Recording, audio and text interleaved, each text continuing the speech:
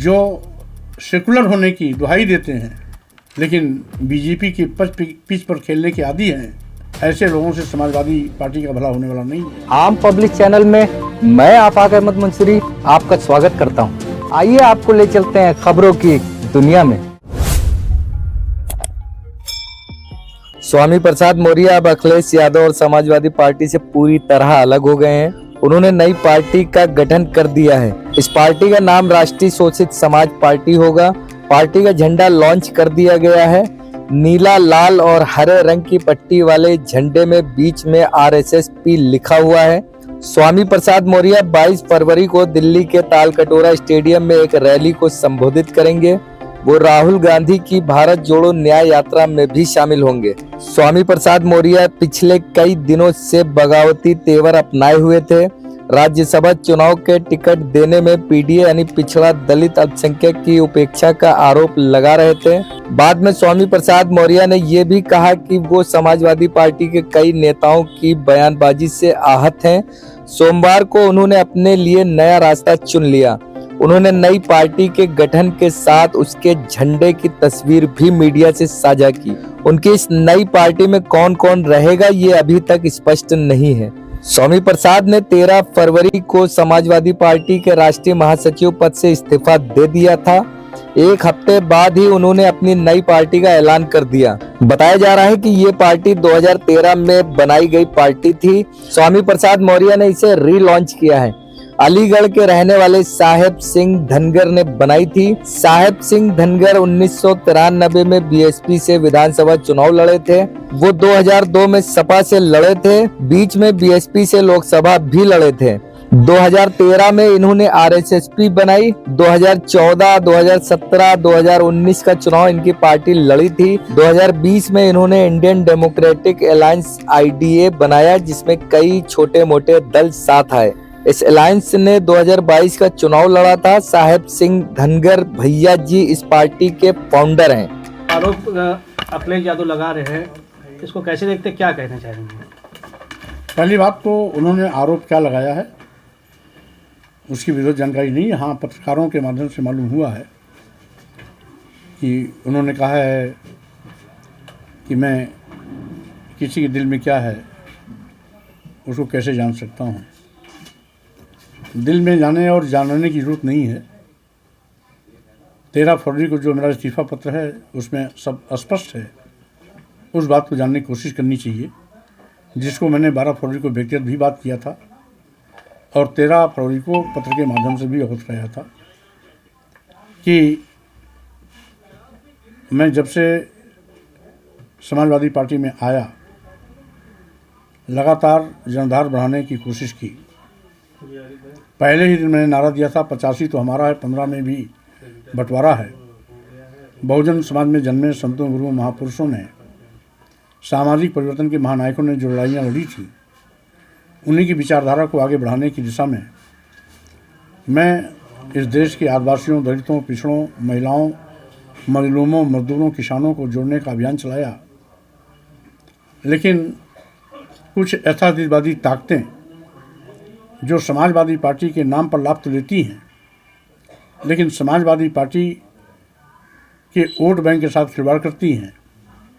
और जब जब मैंने ऐसा कोई भी कदम उठाया तो निजी बयान कह करके उसका उपहास उड़ाया गया। स्वयंभू प्रधान राष्ट्रीय महासचिव बहुजन समाज पार्टी से आने वाले नेताओं के फलस्वरूप ही हुई है। इसलिए अगर देने की बात होती है तो मैंने उनको दिया है, उनका वोट बढ़ाया है। जो कभी समाजवादी पार्टी से नहीं जुड़ते थे उनको भी जोड़ा है। लेकिन जब वहाँ पर मेरे अभियान का मजाक बनाया जाने लगा, तमाम छुटभैये नेता शेख चिल्ली बखाड़ने लगे, बड़ी बड़ी बातें करने लगे। राष्ट्रीय अध्यक्ष जी को अवगत करने के बावजूद भी उस पर लगाम लगाने के बजाय आज मेरे पत्र को भी गंभीरता से न लिया जाना इस बात का प्रतीक है कि कहीं न कहीं ऐसे तत्वों के पीछे अखिलेश जी का सह था। अन्यथा अगर ईमानदारी से समाजवादी पार्टी की जनधार को बढ़ाने के प्रश्न में होते तो उन पर समय रहते अनुशासनहीनता का कार्रवाई करते। लेकिन बहरहाल वो जो कुछ भी हमें दिए हैं कुछ तो वापस कर दिया, कुछ वापस हो जाएगा। मैं पद के पीछे नहीं भागता हूँ। मैंने सदैव वैचारिक लड़ाई लड़ी है, विचारों के साथ खड़ा रहा हूँ। वैचारिक टकराहट जब भी कभी मौका आता है तो मैं पहाड़ से भी टकराने की हिम्मत रखता हूँ। रही बात इस देश के अनुसूचित जाति, अनुसूचित जनजाति, पिछड़े देश की महिलाएं, एक नहीं अनेक मौके पर कहे ये निजी मौर्य जी का निजी बयान है। आखिर उनकी भी हैसियत एक राष्ट्रीय महासचिव की है, मेरी भी हैसियत एक राष्ट्रीय महासचिव की है। एक राष्ट्रीय महासचिव का बयान पार्टी का हो जाता है और दूसरे राष्ट्रीय महासचिव का बयान निजी हो जाता है। ये भेदभाव क्यों? अगर यही भेदभाव होना है तो ऐसा भेदभावपूर्ण पद मुझे नहीं चाहिए, क्योंकि मैं तो भेदभाव के खिलाफ लड़ता ही हूँ। मैं तो इस देश में जो विषमता है, जात पात, छुआछूत, ऊंच नीच का जो भेदभाव है, उस भेदभाव के खिलाफ लड़ाई लड़ रहा हूँ। और मेरे साथ भी यदि कोई भेदभाव होता है, पद के साथ भेदभाव होता है, गरिमा के साथ भेदभाव होता है, तो स्वाभाविक रूप से मैं उस पर प्रतिकार करूँगा ही करूँगा। और जो 13 फरवरी के पत्र में स्पष्ट है। इसलिए रही बात, उन्होंने कहा कि मैंने सम्मान दिया, तो मैं ये बताना चाहता हूँ कि समाजवादी पार्टी आज सत्ता में नहीं है, सम्मान देने की हैसियत में नहीं है। और अगर देने लेने की बात आई तो 2022 के पहले समाजवादी पार्टी के पास मात्र 45 विधायक थे। मेरे आने के बाद समाजवादी पार्टी के विधायकों की संख्या 111 हो गई।